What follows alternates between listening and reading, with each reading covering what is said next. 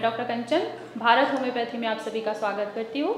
आज मैं अपने एक पेशेंट से मिलाने जा रही हूँ जिनको ब्रोंकाइटिस था काफ़ी लंबे समय से। 5 सालों से वो सफ़र कर रहे हैं ब्रोंकाइटिस को लेके। उन्होंने कई जगह मेडिसिन ली हैं, उन्होंने एलोपैथी भी खाया है, उन्होंने होम्योपैथी भी खाया है, लेकिन फिर भी उनको कोई रिज़ल्ट नहीं मिल रहा था। जब से वो हमारे भारत होम्योपैथी में ट्रीटमेंट स्टार्ट किया है और मुझे उनको ट्रीटमेंट देते हुए एटलीस्ट 2 से ढाई महीने हो गए हैं, अब उनकी कंडीशन जो है पहले से काफ़ी हद तक ठीक है। एटलीस्ट वो 80 to 90% तक वो क्योर हो चुके हैं। 10% अभी भी उनका रहता है, वो भी ट्रीटमेंट के दौरान वो भी ठीक हो जाएंगे। तो बाकी उनका सफ़र कैसा रहा हमारे भारत होम्योपैथी में, तो चलिए मैं आपको उनसे डायरेक्ट मिलवाती हूँ, जिनका नाम विशाल है। जी विशाल, नमस्कार। नमस्कार मैम। कैसे हो अभी आप? मैम अभी मैं फ़िलहाल बहुत अच्छा फील कर रहा हूँ। जी हाँ। तो विशाल, आप कहाँ से आए हैं जब आप फर्स्ट टाइम हमारे पास आए थे? मैम मैं दिल्ली से आया हूँ। जी, आपकी उम्र अभी कितनी है? मैम अभी मेरी उम्र है 23 साल। और आप काम क्या करते हैं? मैम मैं अभी फ़िलहाल कॉलेज स्टूडेंट हूँ। कॉलेज स्टूडेंट हाँ हैं। जी। जी विशाल, जब आप हमारे पास आए थे, हाँ जी ठीक है, मैम। 2.5 महीने पहले, ठीक है, तो आप समय कॉलेज भी जाते थे, तो हाँ आपको जी। क्या, जब आपकी प्रॉब्लम बढ़ जाती थी तो क्या उस समय आप कॉलेज जा पाते थे? मैम एक्चुअली इसकी स्टार्टिंग हुई जब मैंने कॉलेज में एडमिशन लिया था जब, जी। तो मेरे कफ जमने लग गया था गले में, मेरे को खांसी जुकाम हुए थोड़े बहुत। तो फिर मैं डॉक्टर के पास गया, मैंने वहाँ से दवाई ली, उन्होंने मेरे को एक एलर्जी की दवाई दी, वो मैंने कुछ दिन खाई तो थोड़ा आराम हुआ। फिर ये दोबारा प्रॉब्लम बनने लगी।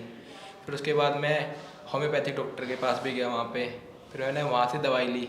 कुछ टाइम मैंने 5-6 महीने वहाँ से दवाई ली तो आराम रहा। फिर ये दिक्कत मुझे दोबारा बनने लगी। जी विशाल, जैसे अभी आपने बताया कि आपने हर जगह से मेडिसिन ली, होम्योपैथी भी लिया, एलोपैथी भी हाँ लिया, जी। तो आपको प्रॉब्लम्स क्या क्या आ रही थी? सिम्टम्स क्या क्या आपको नज़र आ रहे थे आपके बॉडी में? मैम एक्चुअली मेरे साथ ऐसा हो रहा था कि मतलब मैं बोलता था ना जैसे, तो बोलते बोलते एकदम गले में खराश आ जाती थी, बलगम जम जाता था और सांस फूलने लग जाती थी। तो और छाती में एकदम मेरे आवाज़ आने लगी थी, बहुत सी दिक्कतें हो रही थी, जिसकी वजह से मुझे लग रहा था कि पता नहीं क्या हो रहा है ऐसा, जो मतलब बोलने में भी दिक्कत आ रही है और बार बार कुछ कर रहा हूँ, जा रहा हूँ इधर उधर कहीं तो सांस फूल रही है। उसके बाद फिर मैंने चेकअप कराया तो मेरे को पता चला कि मेरे ये बीमारी है। उसके बाद फिर मैंने आपका नाम सुना था कहीं से, यूट्यूब पे मैंने देखा था, तो फिर मैं आपके पास आया।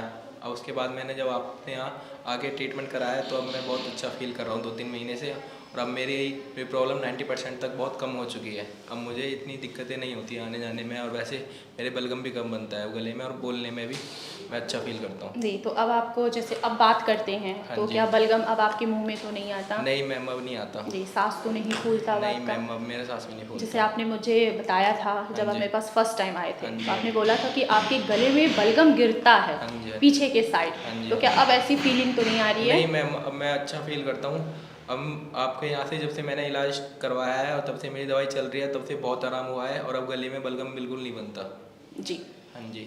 और ना मुझे बोलने में दिक्कत आती है। जैसे विशाल, मैंने आपकी जो केस टेकिंग लिया था फर्स्ट टाइम, तो हाँ उसमें जी। आपने बताया था कि आपको इचिंग बहुत ज़्यादा होती थी जब भी आपको ये प्रॉब्लम्स आती थी, हाँ जी। सांस हाँ लेना जी। या बलगम आना, तो आपको खुजली बहुत होती थी हाँ जी। स्किन हाँ पे जी। आपको, तो क्या अभी भी वो खुजली होती है आपको? नहीं मैम एक्चुअली जब मैंने बाहर से जब दवाई ली थी ना, तो उस टाइम मेरे को खुजली होती थी, और अस्थमा के साथ में जब मेरे बलगम जमता था और बॉडी में स्किन में मेरे खुजली भी होती थी। लेकिन जब से मैंने आपसे ट्रीटमेंट करवाया है यहाँ से, जब से मेरा ट्रीटमेंट चल रहा है, तब से अब मेरे खुजली वगैरह कुछ नहीं होती है और ना मेरे बलगम बनता है। जी, या अब आप पहले स्टीम वगैरह भी लिया करते थे, तो क्या अभी भी स्टीम लेते हो?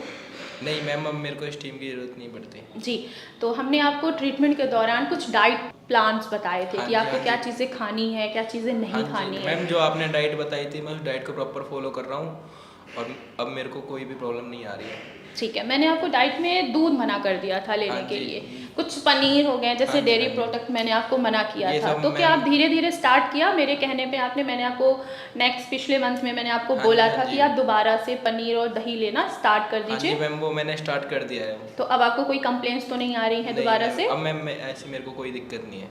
जी, फॉलोअप डॉक्टर्स के कांटेक्ट में रहते थे आप? हाँ जी मैम।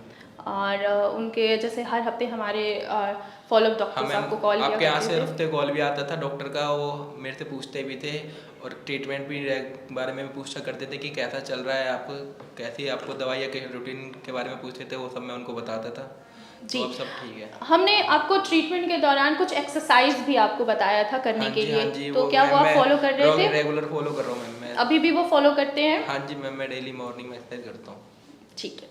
देखिए क्या है कि विशाल जी, आपकी प्रॉब्लम कहाँ से स्टार्ट हुई? जैसे कि आपने हल्की सी सर्दी जुकाम हाँ जी, हाँ हुआ जी। आपको, आपने लोकल मेडिसिन्स ले ली, हाँ जी जैसे मैम। उन्होंने एलर्जी मेडिसिन्स ले ली, हाँ जी। लेवोसिट्राजिन हो गया। ये सारी प्रॉब्लम्स क्या करती है, हमारे एयरवेज को वहाँ पे स्वेल कर देती हैं। इतना ज़्यादा इन्फेक्शन हो जाता है धीरे धीरे कि पेशेंट यस को यस। कुछ भी नहीं पता चलता है। Main yes problem ma'am. आपकी एयरवेज में स्वेलिंग के वजह से आई है, यस और मैम। आपको एलर्जी नहीं है, ये आपको ब्रोंकियल अस्थमा है, यानी कि इसको अगर हम सिंपल लैंग्वेज में बताएं आपको, तो इसको ब्रोंकाइटिस कहा जाता है। ठीक है, जो कि अब आप बिल्कुल 90% तक क्योर हो चुके हैं। हाँ जी मैम। ठीक है, अब आपको 1-2 महीने की और ट्रीटमेंट आपकी कंटिन्यूस चलेगी, उसके बाद आप बिल्कुल अच्छे तरीके से ठीक हो जाएंगे।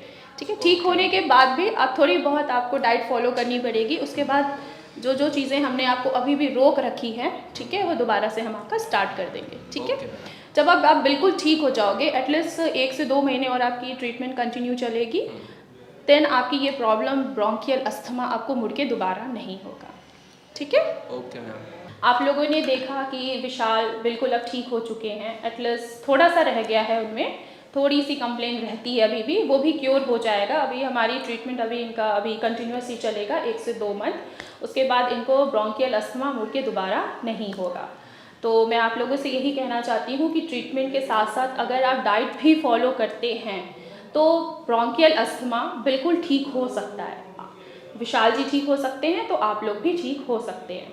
अब ट्रीटमेंट जो होता है वो बॉडी टू बॉडी वेरिएशन करता है। अब जैसे विशाल जी ठीक हुए हैं, आप लोग भी ठीक हो सकते हैं। डाइट फॉलो करिए, और साथ साथ ट्रीटमेंट के दौरान डाइट भी फॉलो करना बहुत ज़्यादा इम्पॉर्टेंट होता है। तो मैं आप लोगों से यही कहना चाहूँगी कि जो भी ब्रोंकियल अस्थमा से सफ़र कर रहे हैं या किसी भी प्रॉब्लम से सफ़र कर रहे हैं, तो भारत होम्योपैथी में आके वो अपना ट्रीटमेंट स्टार्ट कर सकते हैं। हमारे मेडिकल टीम है, आप उनसे डायरेक्ट कांटेक्ट कर सकते हैं। हमारे यहाँ से ऑनलाइन ट्रीटमेंट भी प्रोवाइड किया जाता है। अगर आप किसी भी पेशेंट को डायरेक्ट मुझसे अगर ओपीडी में मिलना है, तो मेरे ओपीडी में वो विज़िट भी कर सकता है।